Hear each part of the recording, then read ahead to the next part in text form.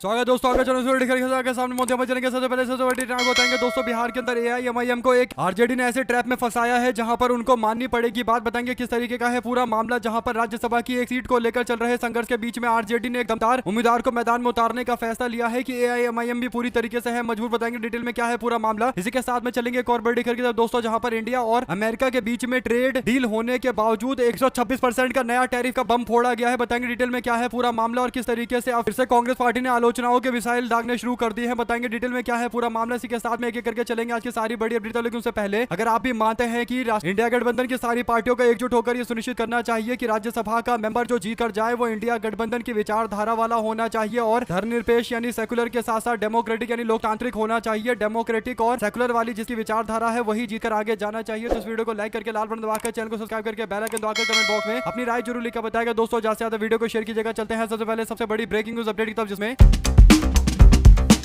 बिहार के अंदर राज्यसभा के चुनाव 2026 के लिए राजनीतिक पारा गर्म है दोस्तों। राज्य के अंदर कुल 5 राज्यों की सीटों के लिए विपक्षी दलों को एक साथ मिलकर उम्मीदवार उतारने की चुनौती का सामना करना पड़ रहा है। दरअसल राज्यसभा की 5 सीटों पर बिहार में चुनाव होने वाले हैं, जिसमें 41 विधायकों का समर्थन चाहिए एक सीट जीतने के लिए दोस्तों। ऐसे में 4 सीट जीतने के लिए एनडीए गठबंधन के पास 164 विधायकों का समर्थन है। बाकी 202 में से 164 विधायकों का इस्तेमाल एनडीए गठबंधन 4 लोगों को जिताने में कर देगी और बाकी जो बचे हैं 38 विधायक उनको इकट्ठा करके 5वां उम्मीदवार जिताने को लेकर तैयारी चल रही है दोस्तों। हालांकि 41 विधायकों का समर्थन चाहिए और क्योंकि 41 का आंकड़ा एनडीए गठबंधन के पास नहीं है, उनको 3 और विधायक चाहिए। ज्यादा से ज्यादा अगर वो बहुत ताकत लगाएंगे तो फिर एकमात्र विधायक उनके साथ में चला जाएगा तो आंकड़ा 39 तक पहुंच सकता है। फिर भी 2 और विधायकों के समर्थन की जरूरत पड़ेगी। ऐसे में एनडीए गठबंधन जहां पर एक और 2 और विधायकों को जुटाने में लगा हुआ है और एनडीए गठबंधन को एकजुट रखना पड़ेगा क्योंकि 5वीं सीट को लेकर संघर्ष चल रहा है। एलजेपी के नेता रामविलास पासवान और जीतन राम मांझी और उपेंद्र कुशवाहा के बीच में सब अपने उम्मीदवार को राज्यसभा भेजना चाहते हैं दोस्तों। तो पहली बात तो यह है कि 5वीं सीट को लेकर क्या ये एक दूसरे को सपोर्ट करेंगे, ये बड़ा सवाल है। और ऐसे में एनडीए गठबंधन से इतर इंडिया गठबंधन के पास टोटल 35 विधायकों का समर्थन है, यानी महागठबंधन के पास 35 का आंकड़ा है प्लस 5 एआईएमआईएम के पास है दोस्तों। सारा खेल एआईएमआईएम के हाथ में है। अगर एमआईएम ने बिहार के अंदर आरजेडी के उम्मीदवार को सपोर्ट कर दिया तो इंडिया गठबंधन का उम्मीदवार राज्यसभा का चुनाव जीत जाएगा, यानी 5वीं सीट राज्यसभा की विपक्ष के खाते में जा सकती है। अब जो पूरा इक्वेशन है दोस्तों, उसके हिसाब से आरजेडी ने फैसला लिया है कि राष्ट्रीय जनता दल की ओर से हिना शाह को मैदान में उतारा जाएगा। हिना शाह पूर्व सांसद शहाबुद्दीन की पत्नी है और ऐसे में आरजेडी के विधायक भाई वीरेंद्र की ओर से यह सुझाव दिया गया है। ऐसे में हिना शाह को मैदान में उतारा जाएगा तो विपक्ष तो पूरी तरीके से एकजुट होगा दोस्तों, लेकिन सारा गेम फिर एमआईएम के हाथ में आ जाएगा। अगर एमआईएम ने हिना शाह को सपोर्ट नहीं किया तो फिर विपक्ष का उम्मीदवार यहां से नहीं जीत सकता। तो एक तरीके से राष्ट्रीय जनता दल ने एमआईएम को इस पूरे मामले पर फंसा दिया है दोस्तों। ऐसे में एमआईएम के नेता और प्रदेश के अध्यक्ष ने इस पूरे मामले को लेकर बयान जारी किया है। उन्होंने कहा है कि एमआईएम का उम्मीदवार यहां से चुनाव जीतना चाहिए, हम लोग अपना उम्मीदवार उतारेंगे राज्यसभा की सीट को लेकर और विपक्ष से डिमांड करते हैं, मांग करते हैं कि वो सपोर्ट करे हमारे उम्मीदवार को, हमारा राज्यसभा में मेंबर पहुंचना चाहिए। ऐसे में दोस्तों एमआईएम के नेता अख्तरुल ईमान की ओर से ये बयान जारी किया गया है। ऐसे में एमआईएम के द्वारा जो बयान दिया गया उसे लग नहीं रहा कि वो शहाबुद्दीन की पत्नी हिना शाह का समर्थन करेंगे। अब ऐसे में पूरा मामला फंस चुका है। ऐसे में एमआईएम को अब ये तय करना पड़ेगा कि क्या वो सपोर्ट करेंगे या फिर दूर रहेंगे, क्योंकि वो मुस्लिम प्रतिनिधित्व की बात करते हैं और राष्ट्रीय जनता दल हिना शाह को आगे करके एआईएमआईएम को मौका दे रही है। अगर आप भी मानते हैं दोस्तों कि इस पूरे मामले पर एमआईएम और ज्यादा बुरी तरीके से फंस सकती है क्योंकि उनके पास अब कोई जवाब देने के लिए नहीं होगा। पूरी तरीके से स्थिति आरजेडी ने ऐसा कर दिया है कि एमआईएम बैकफुट पर है। आप लोग अपनी राय जरूर लिखकर बताएंगे इस पूरे मामले पर दोस्तों। चलते हैं एक और बड़ी अपडेट की तरफ, जिसमें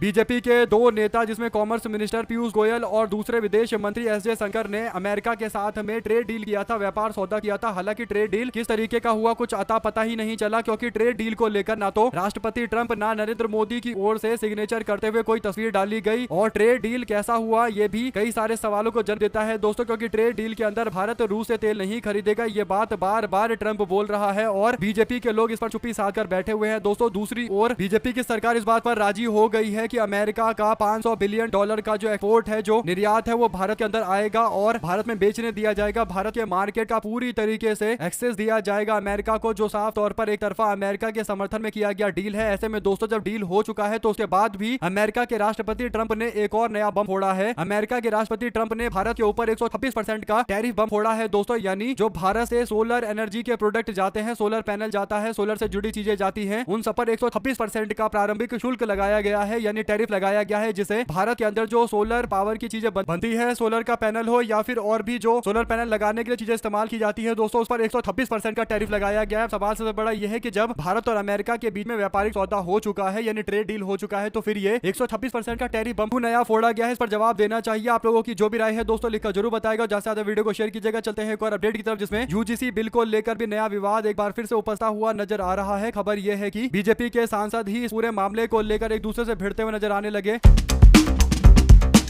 उत्तर प्रदेश राज्य की राजनीतिक हलचलों और महत्वपूर्ण खबरों को लेकर एक नई अपडेट आई है दोस्तों। आज जो अपडेट आई है उसके अनुसार यूजीसी बिल को लेकर बीजेपी के भीतर बढ़ते अंतर्द्वंद सबके सामने आ गया है और साक्षी महाराज और ब्रजभूषण शरण सिंह जैसे नेताओं की असहजता यानी यूजीसी के मामले को लेकर ये जनता को जवाब नहीं दे पा रहे, तो इन लोगों की असहजता सबके सामने आ गई है। ऐसे में यूजीसी बिल को लेकर उत्तर प्रदेश में नेताओं के बयान अलग अलग तरीके के सामने आ रहे हैं। सबसे पहले उन्नाव से बीजेपी के सांसद साक्षी महाराज ने सवर्ण समाज के विरोध पर चिंता जताते हुए कहा कि अगर ओबीसी और एससी समाज इसके विरोध में उतर जाए, मैदान में उतर जाए, तो भारतीय जनता पार्टी के लिए चुनावी संकट पैदा हो जाएगा। उन्होंने कहा कि इस मुद्दे को तूल न दिया जाए, इसे बीजेपी की स्थिति और खराब हो जाएगी। ब्रजभूषण शरण सिंह ने इस पूरे मामले को लेकर कहा कि जमीनी आकलन ये है कि इस पूरे मामले से यानी यूजीसी के विवाद से न केवल सवर्ण समाज बल्कि पिछड़ा और दलित समाज भी काफी नाराज है और संघ प्रमुख मोहन भागवत के लखनऊ दौरे के बीच में उनके द्वारा जो बोला गया था कि नियम का पालन सबको करना चाहिए, कानून अगर गलत है तो उसमें बदलाव गुंजाइश है, लेकिन कानून का पालन सबको करना चाहिए। तो इससे भी पता चलता है कि आरएसएस वाले भी धीरे करके यूजीसी के मामले को लेकर बैकफुट पर जा रहे हैं। दोस्तों बीजेपी को आंख बंद करके सपोर्ट करने वाले समाज ने इस पूरे मामले पर जो विरोध किया है उसका असर होता हुआ नजर आ रहा है। हालांकि दोस्तों दलित और एससी एसटी समाज के लोगों ने भी यूजीसी बिल को वापस लाने के लिए अब ताकत इस्तेमाल करना शुरू कर दिया है। प्रदेश के अलग अलग क्षेत्रों के अंदर विरोध देखने को मिल रहा है। ऐसे में अखिलेश यादव ने भी इस मामले पर लगे हाथ हिंदुत्व का कार्ड खेला है दोस्तों, यानी सनातन का कार्ड खेलते उन्होंने कहा कि बीजेपी हटाओ सनातन बचाओ ये हमारा अभियान है। यानी शंकराचार्य अभिमुक्तानंद सरस्वती के खिलाफ जिस तरीके से मामला दर्ज करवाया गया और जिस तरीके से उनको फंसाने की कोशिश की जा रही है, अखिलेश यादव खुलकर सनातन धर्म को बचाने के लिए और बीजेपी को हटाने के लिए हुंकार भर रहे हैं और लोगों से भी इसे जुड़ने की अपील की जा रही है। आप लोग इस पूरे मामले पर अपनी राय जरूर दीजिएगा दोस्तों। चलते हैं एक और अपडेट की तरफ, जिसमें एक और बड़ी खबर सामने आती है उत्तर प्रदेश से ही जुड़ी हुई, जहां पर उत्तर प्रदेश में कांग्रेस पार्टी के नेत्री प्रियंका गांधी की ओर से एक बयान आया है दोस्तों। उन्होंने कहा कि प्रधानमंत्री नरेंद्र मोदी इजराइल के दौरे पर जा रहे हैं और